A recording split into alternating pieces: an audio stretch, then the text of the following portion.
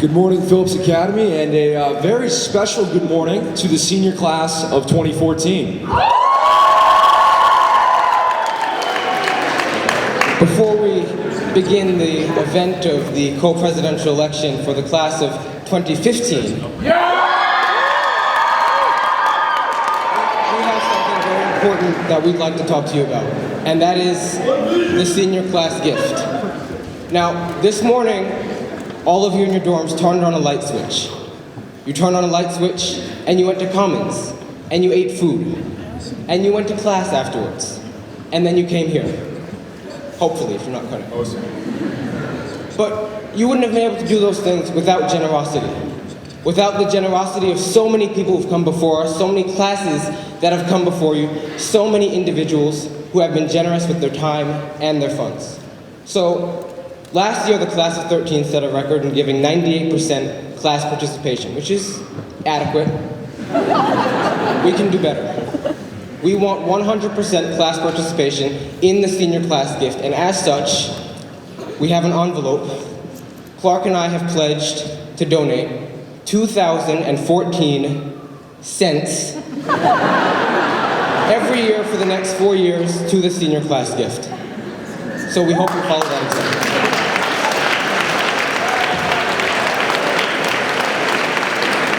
In that vein,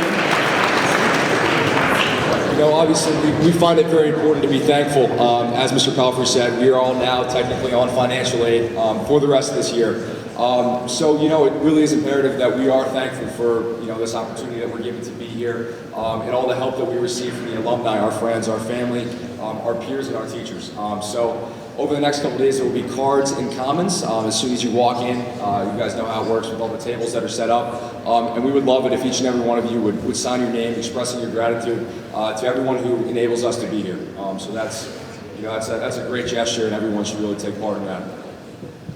And now, the moment many of you, especially the four in the front, have been waiting for. We'd like to introduce our 4 candidates: Carter Page, Hanover Vale, Rebecca Somer, David Gutierrez. Whether you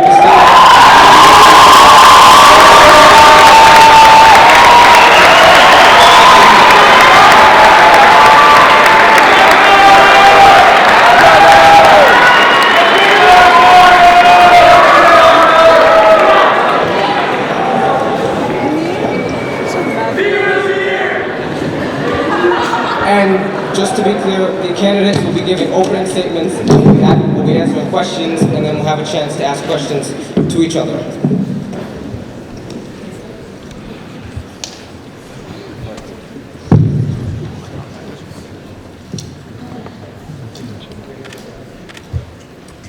Hello, my name is Rebecca Somer. I'm a 3-year upper from Falls Church, Virginia. I'm currently a prefect in Hale, one of the current upper reps, and a JV wrestler.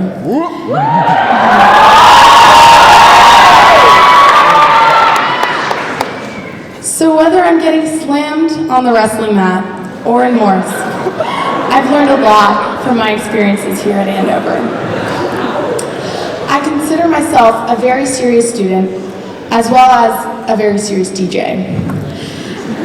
If you didn't know that about me, it's probably because I go by the DJ name Arshaze. The 1-hour den dance, my pride and joy, the one dance I've DJ'd, is unofficially known as the best den dance of the year. SABM free Saturday nights. As you can tell, I'm all about living Andover to the fullest, and we want to make it so that all of you guys feel the same way.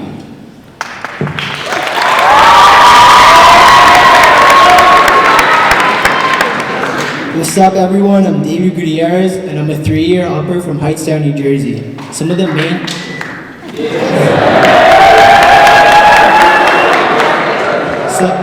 main things I do on this campus are I'm prefecting in Draper. I'm a mentor in Athletic, and I tutor chemistry. One of our main goals, if we do get elected, is that we want to work closely with Mr. Palfrey to have your ideas heard.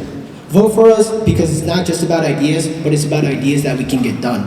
Vote for us because we can help students feel less academically stressed and more supported. We'd all be able to appreciate Andover more for the moments, not just the numbers, because the Andover experience is more than just a GPA. Vote for us because we have the vision, experience, and swag to get things done.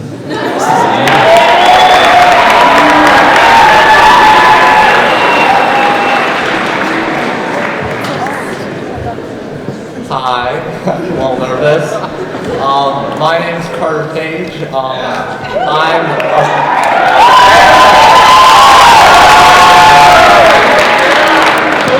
I'm a proud member of Tucker House. Make sure you go to John Little's Lukey Head audition Thursday at 12:30. And I love rowing for Andover Crew. Hi everyone, I'm Hanover. I'm a 3-year upper from Wilmington, Mass. Day student. I'm an avid member of Mosaic and love the JV ice hockey team. If we're here, wonderful. And basically, Hanover and I began our campaign asking the question of what do you struggle with most at Andover? And as we heard people's answers, we realized that many of them had this common thing. Students felt at times excluded, they felt stressed, and sometimes unable to find a place for them in this community when we're told it's this place of education like no other, youth from every quarter. Sometimes it seems like we're this city shining on Andover Hill that's supposed to be perfect. And for us, we decided to use the collective student body and trying to think, what can we feasibly do to approach these issues? So for help students transitioning, because that was a major theme, we decided we have this incredible resource out of the blue. All applause for that team who put that together. That's incredible. We want to use out of the blue the curriculum to help students transition. We also want to use Andover OpenCourseWare, an idea to help students transition academically. So starting off this campaign, we saw Andover as a place where students were afraid to be themselves. And we can honestly say that we were wrong. The incredible team, David was part of this. It was an article written by Kailash if you're here, talking about the price of an Andover education. And this was the first time we felt that in the Phillipian, people weren't afraid to be open. And we would love to see this on campus always. Thank you.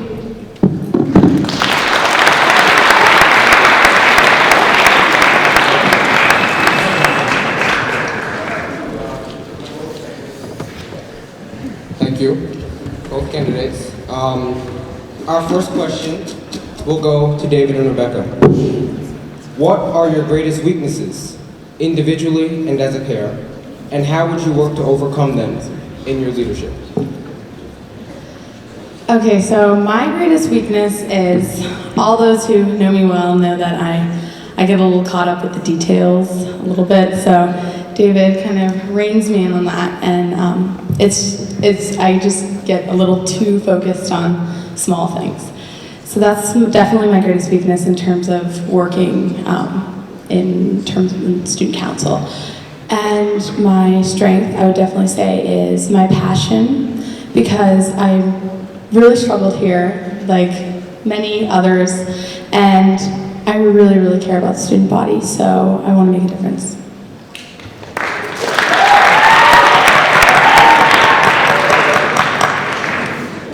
I guess my weakness is that I have no experience in student council.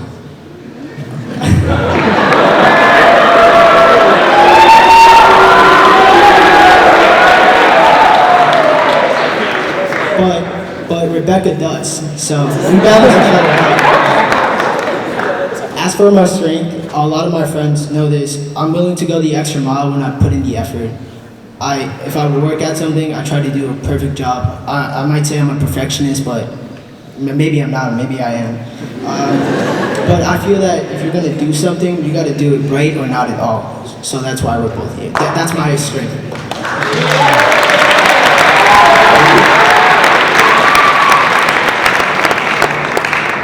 This question will go to Carter and Hanover. What are your greatest weaknesses, individually and as a pair, and how would you work to overcome them in your leadership? Okay, so this is Carter. I find Carter's biggest strength his willingness to learn. I was in his freshman English class, Miss Hawthorne English 100, fantastic class. And I noticed that I would go to all these talks and try to expose myself, but I would always see Carter out of the corner of my eye sitting there, either with a laptop or with like a notepad, just taking notes, intensely just focused on the speaker. And this was something I really admired. Not only is he a person who wants to learn for himself, but he's in the Science Study Center every night teaching kids how to learn. And one thing... Sorry, his weakness. He's a perfectionist. You see, I'm not the best speller, and he knows that, so we were publishing articles on our Facebook page, and I would always misspell things. And they took, I think, Carter would like take an extra 20 minutes proofreading every single word, and I was like, Carter, you gotta relax. And I'd say for me, Hanover, I'd say one thing that's really amazed me about her is when we were going around to get signatures, it was incredible how many people she knew in different parts of this community. I was just people like she'd say, oh, this person was on my hockey team, or I know this person through Mosaic or GSA, and it seemed like in each one of these arenas, she had a special relationship with each person. And so I'd say a weakness for me is that I'm not that all over the place. I'm really happy with my dorm and really happy with the crew time. I enjoy where I am.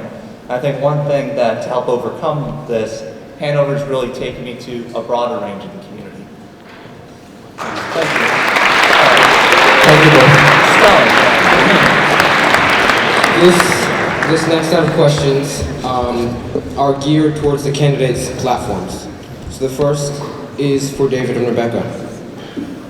During the last candidate debate, you mentioned that there are very few, quote, functioning, end quote, clubs on campus. Is this an accurate description of the state of affairs? Do you think the current system needs changing? And if so, how would you go about changing it if elected?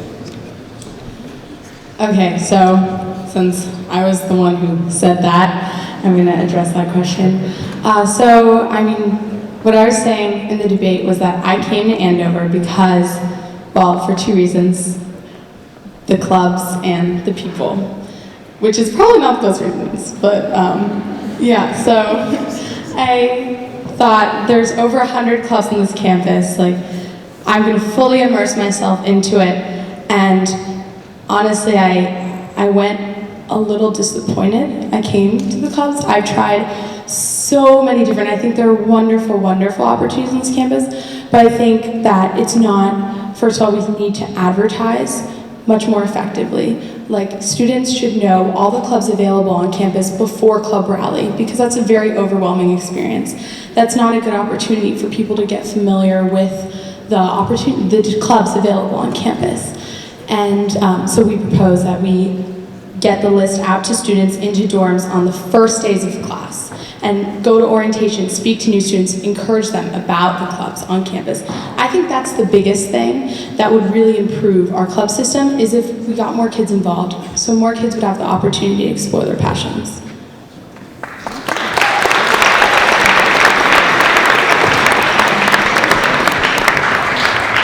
This next question is for Carter and Hanover. In your platform, you say, and I quote, "We oppose adding sex ed as a full-time course. Why do you hold your opinion as such in light of recent discussions about sexual education? What alternatives would you propose to encourage greater student exposure to sexual education?" Hi, that was something we realized sounded very, very, solid. And after being talked to with students, they didn't like the idea. They didn't understand why we would support sex ed, but not a full-time course. So we fully amended that online. It's changed now on our platform.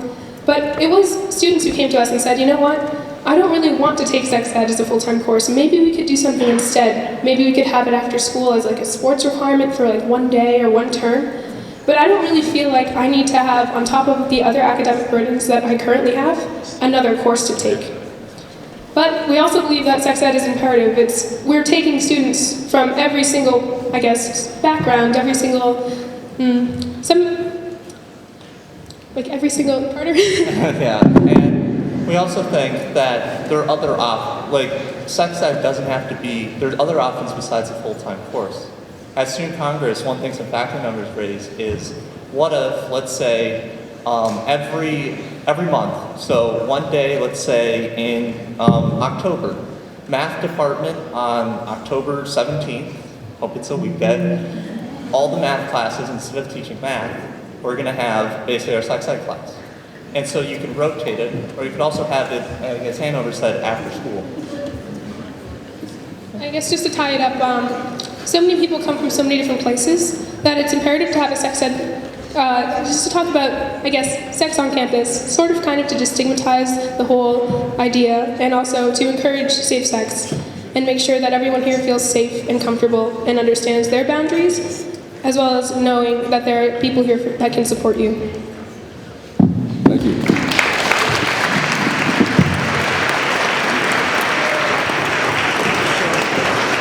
So we will now move on to questions between the candidate pairs.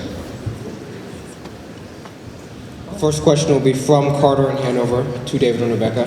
And by the way, the candidates did not see these questions to one another before this moment right now. Okay, so hi David and Rebecca. In your platform, you call for hosting a forum on mental health, specifically eating disorders and depression, to raise awareness. And I was wondering, and Carter and I were wondering, how does this differ from the current Wellness Week we have in place right now? We don't believe that this is a problem of ignorance between the faculty. We believe that this is a cultural issue. We know Hanover students don't get enough sleep. The faculty understands that we don't get enough sleep, and they bring in experts to talk about the problems that arise when you don't get enough sleep. So why is it that we still don't get enough sleep? What are your plans? That's an example. We Yeah. and also the other realms of eating disorders. We understand that these happen on campus, and so our question for you is. I guess our question for you is, what policy, as a president, as co-presidents, what are policies that you can enact to sort of shift this mentality and shift the culture on campus that actually causes the disorders and the depression that we face, instead of just hosting a discussion? Though we believe that discussion is a great way to approach a problem, it's not a solution entirely. So to begin, we think mental health is the main concern on this campus right now. We know there's a lot of students struggling with this either personally or they're just not telling anyone, and we were both prefects, and many prefects and proctors have gone and have done mental health awareness training. And this training, we want to make this more public. We want other kids to know. So instead of because sometimes kids won't tell their proctors or prefects, maybe they'll tell their best friend, down in the same hall. Aside from that, in school congress, we want to connect students with faculty. Okay, so to kind of elaborate on one of the ideas we had is in prefect training they gave us scenarios, and I learned a lot about these scenarios. For example, on policies on this campus regarding if someone has a different eating disorder, where they go, or if they have self-harm issues. I didn't know how to deal with that, and I thought, why doesn't the whole school community know?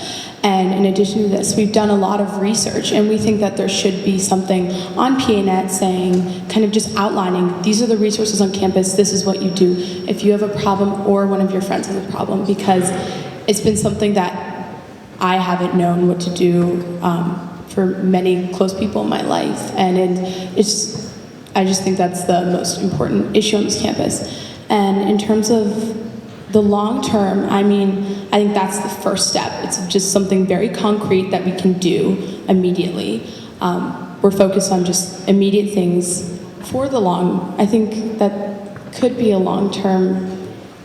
have a long-term effect. In addition, we'd want to work with the strategic planning committee and discussing more of their ideas. I know one of their priorities is student wellness. We haven't thought of very long-term policies, but we think that we need to focus on immediate changes we can do right now.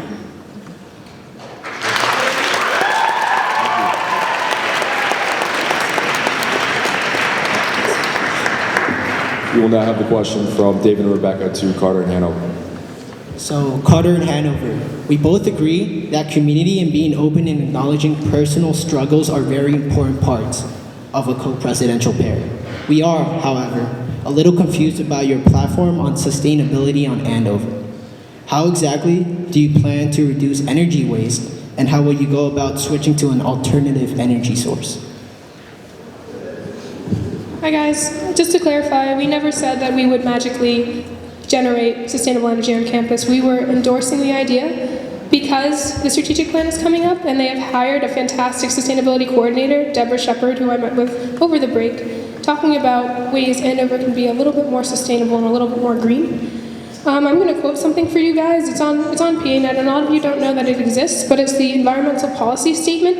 And Andover quotes, I quote, "We, the Phillips Academy community, embrace environmental sustainability as a natural extension of our non-SIBI ideal. We affirm our responsibility to serve and to lead as stewards of the natural world and to promote environmental awareness, global thinking, and local action." So this is something that's written in the policy. Andover wants to become greener.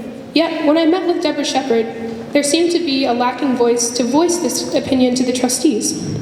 So one of the things that we would do is we'd, register student interest and present to the trustees as to what we think simple solutions that can make Hanover a little bit more sustainable. Like what they did in Commons. Did you guys notice that? It was kind of irritating, but they took all the napkins and they put them on the shelf. So you'd use less napkins, but you'd have to walk a little bit more. That was a great idea. And also using hand dryers, using hand dryers instead of paper towels is one, and making sure they have plans for a photovoltaic system on the ice rink. I don't know if you know solar panels. Because Andover has such a historic feel to it, they don't want to alter, academic buildings. So what they're proposing to do is have a solar panel installed on the roof of the ice rink, and this energy could be used as, as well with the fossil fuels that we currently use and the nuclear power that we use and all of this stuff.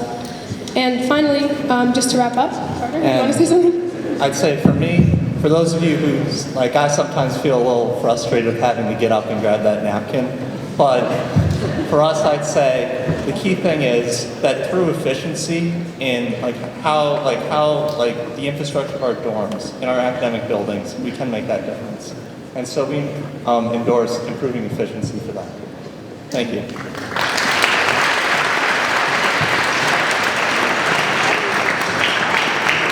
Thank you, Carter and Hanover. You now have the floor for your 2-minute closing statement. Quickly. All right. I'd say that we at Andover have some pretty incredible mottos. If you look right over here, you got youth from every quarter.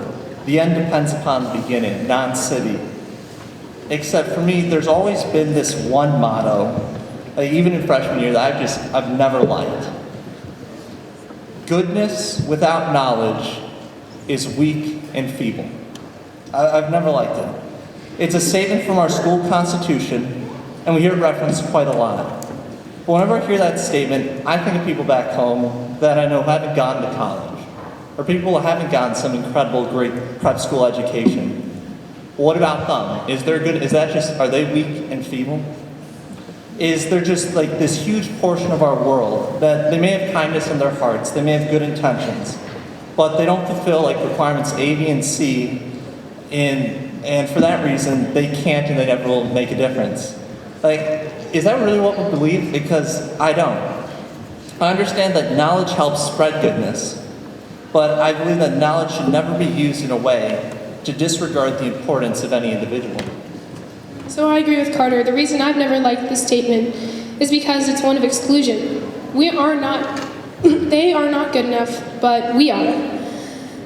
This message conflicts with what our school represents. We are a school of inclusion. We are a school that says that every individual has their own talent or experience or background, and we at Hanover embrace that. We value every person, and that's why in our platform, we call upon the combined talents of the community to make something really incredible that doesn't cost anything, and that are only possible when we all work together. Take out of the blue. That incredible team took the stories from so many members of our community, and they made it something that now defines this school. That's why Carter and I are running for this position. We believe in inclusion. Inclusion is what will make this community stronger. It is inclusion that offers the solutions to the problems we as students face.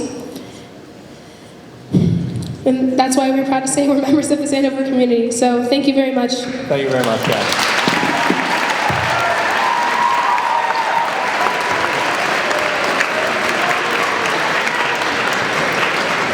Rebecca and David, you now have the floor for your closing statement.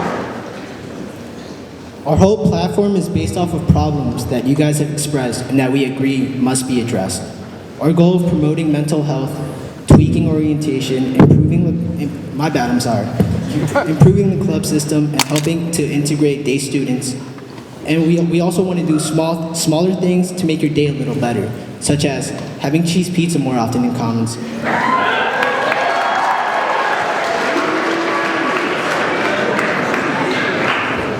Or 2-ply toilet paper.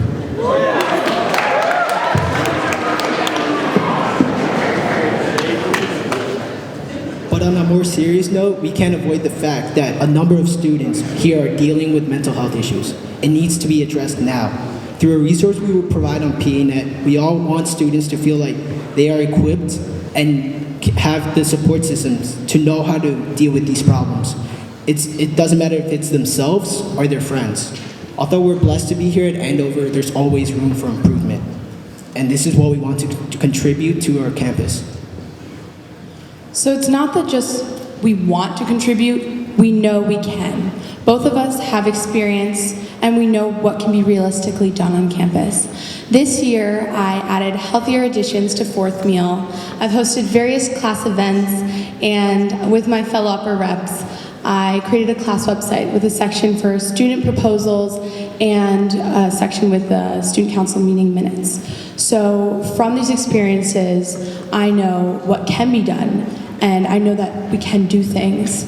And we know the key to this is two things: a sense of purpose and understanding your limitations.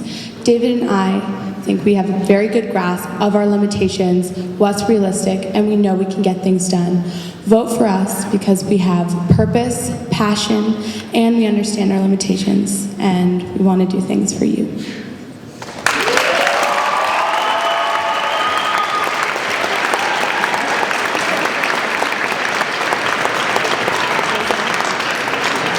Just remember, 2-ply. So thank you to our candidates. Just a brief reminder that polls will open at 11:30 a.m. and will close tonight at 10 p.m. Make sure to vote. You'll be getting a reminder if you don't. Thank you.